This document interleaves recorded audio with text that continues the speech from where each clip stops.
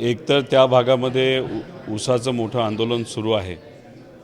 ऊसाच्या बाबतीत आपण जर बघितलं तर ऊस क्रशिंग करणाऱ्या कंपन्या तिथंच असतात. त्यामुळे सुरुवातीला जो काय हफ्ता दिला जातो तो हफ्ता दिल्यानंतर परत दुसरा हफ्ता दिला जातो, परत तिसरा हफ्ता दिला जातो.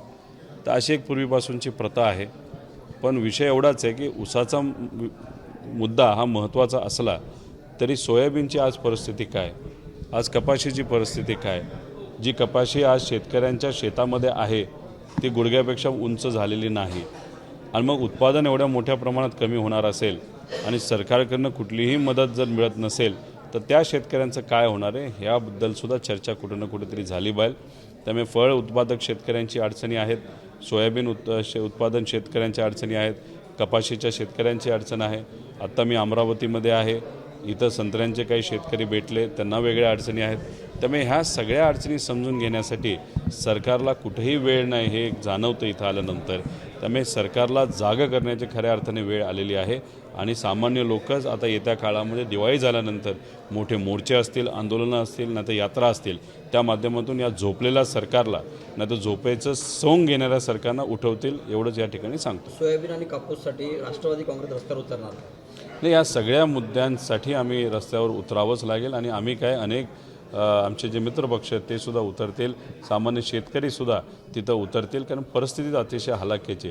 जर शेतकऱ्याच्या हातामध्येच पैसा येणार नसेल तर मग कुठं ना कुठंतरी एक वेगळ्या पद्धतीचा उद्रेक हा होत असतो. त्यामुळे गेल्या 7-8 वर्षामध्ये आपण जर बघितलं तर शेतकऱ्याचं उत्पन्न तेवढं वाढलेलं नाही, खर्च नक्कीच वाढलेला आहे. DAPचं पोतं जे पूर्वी 250-300 रुपयाला मिळत होतं आज 1400 रुपयाला मिळतं.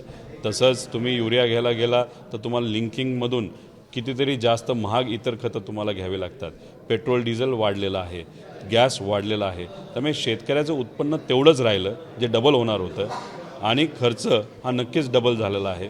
त्यामुळे नुकसानात आहे शेतकरी. आणि हे सगळे मुद्दे आम्ही युवा संघर्ष यात्रेमध्ये घेतच आहोत. त्याच्याचबरोबर हे सर्व जे आमचे पदाधिकारी आहेत जे लोकांच्या विचाराला निष्ठावंत आहेत ते लोकांच्या हितासाठी मोठ्या मोठ्या आंदोलनं तिथं नक्कीच करतील. शरद पवारांच्या जातीच्या दाखल्यावर सध्या राजकारण पेटलेलं आहे, काय सांग? ते राजकारणच आहे. भाजपचं एक पद्धत असते की एखादी कमेंट करायची असेल तर भाजपच्या कार्यकर्त्यांना 3 रुपये मिळतात आणि जर लाईक करायचं असेल तर 10 पैसे मिळतात. आणि त्याच्याचबरोबर काही त्यांनी असे सोशल मीडियाचे कार्यकर्ते ठेवलेले आहेत, त्यांना मोठ्या प्रमाणात निधी दिला जातो, खोट्या गोष्टीला खरं दाखवण्याचा प्रयत्न केला जातो. त्यामुळे जो दाखला आदरणीय पवारसाहेबांचा हा फिरत आहे सोशल मीडियावर तो काय खरा दाखला नाही. त्या बाबतीत आमचे नेते हे स्पष्टीकरण देतीलच. पण भाजप नेहमी खोट्या गोष्टी पसरवत असतं, त्याच्यावरचंच राजकारण ते करत असतात. त्यांना सत्य पटत नाही, सामान्य लोकांची परिस्थिती पटत नाही, तर त्यांना असत्य आणि असत्याचा मार्ग घेऊन सत्तेत येणं एवढंच कळतं. आणि सत्तेत आल्यानंतर फक्त पॉवरचा उत्मात करणं एवढंच त्यांना कळतं. सामान्य लोकांचे प्रश्न सोडवणं हे कळत नाही. आज महाराष्ट्रामध्ये लोकसभेच्या आधी हिंदू मुस्लिम होत नाही म्हणून कुठंतरी समाजामध्ये वाद निर्माण करण्याचा प्रयत्नसुद्धा भाजपकडनं हा केला जातो. त्यामुळे सामान्य लोकांचे मेन मुद्दे, खऱ्या ज्या काही अडचणी आहेत त्या बाजूला राहतात आणि लक्ष दुसरीकडेच घेऊन नेण्याचा प्रयत्न हा भाजपकडनं केला जातो. आणि खास करून देवेंद्र फडणवीस साहेब या सगळ्या रणनीतीच्या मागे आहेत असा ठाम विश्वास सामान्य लोकांचा सुद्धा झालेला आहे. म्हणजे येणार आधी हिंदू मुस्लिम दंगली व्हायचे, आता मराठा आणि ओबीसी अशी दंगल होण्याचा प्रयत्न होत आहे असं मला वाटतं. दोन्ही होण्याचा प्रयत्न केला जाईल, हिंदू मुस्लिमही केलं जाईल, समाजामध्ये वाद निर्माण करून दिला जाईल. आणि मग त्याच्यामध्ये नेते मोठे स्टेटमेंट करतील, मोठ्या गोष्टी करतील. पण त्याच्यामध्ये माझं एकच मत आहे, ह्याच्यावर चर्चा करून हे मुद्दे संपू शकतात. पण भाजपला चर्चा नको आहे, भाजपला वाद पाहिजे.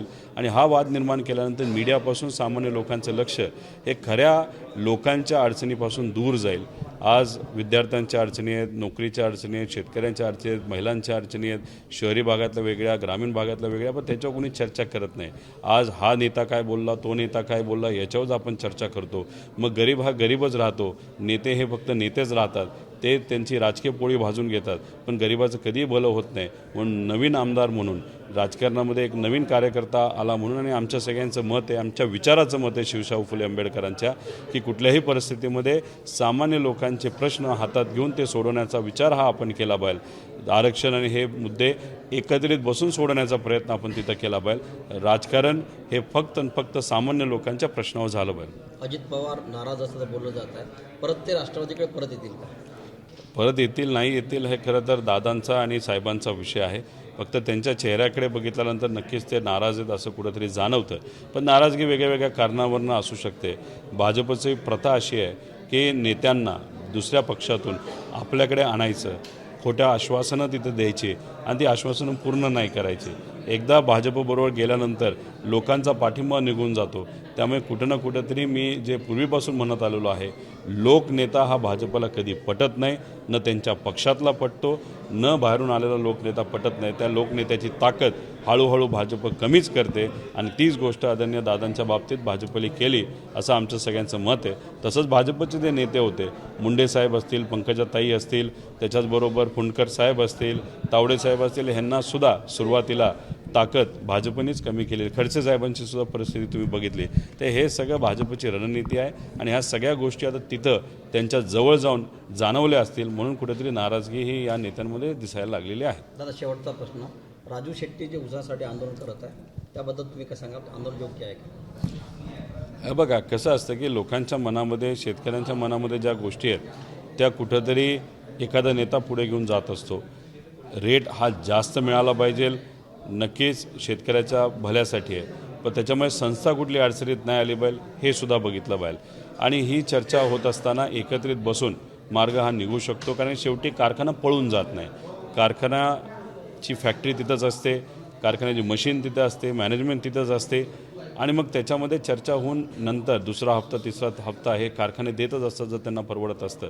राहिला प्रश्न सोयाबीन, त्याच्याचबरोबर कपासी, इथं एक काही व्यापारी येतात, खरेदी करतात शेतकऱ्याकडनं, नंतर व्यापारी कुठं जातो हे माहीत नसतं. तिथं शेतकरी खऱ्या अर्थाने अडचणीत येत असतो. त्यामुळे त्या विषयाकडे पण लक्ष देण्याची जरूरत आहे. एबीपी माझा, उघडा डोळे बघा नीट.